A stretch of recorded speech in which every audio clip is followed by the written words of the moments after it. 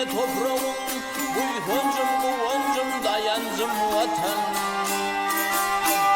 Men hem buğdağımda birce yaprağım, hormatım, sıylağım, söyüncüm vatan.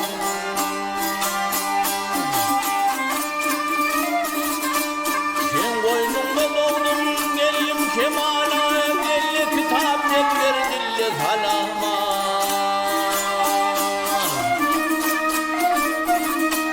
Söyünüm hem söyüp ettim bu hala, vehilim hüvüdüm, ahladım vatan.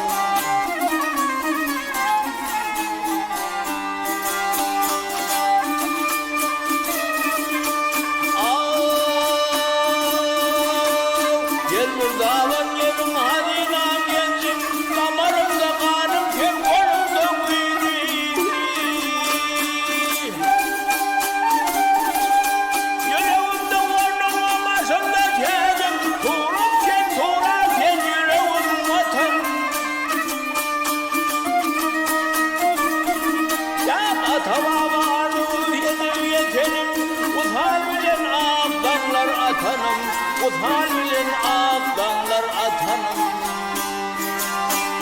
Bir karar vatanım altı yadiyar, geleceğim şunum tarihim vatan.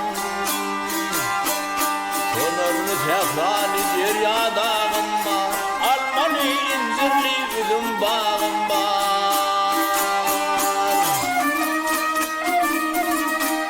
Arkamda kahraman arka dağım var, namusum mertebem ağrarım vatan.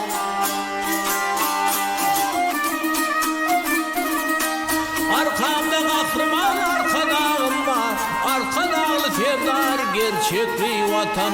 Geleceğim şu günüm tarihim vatan.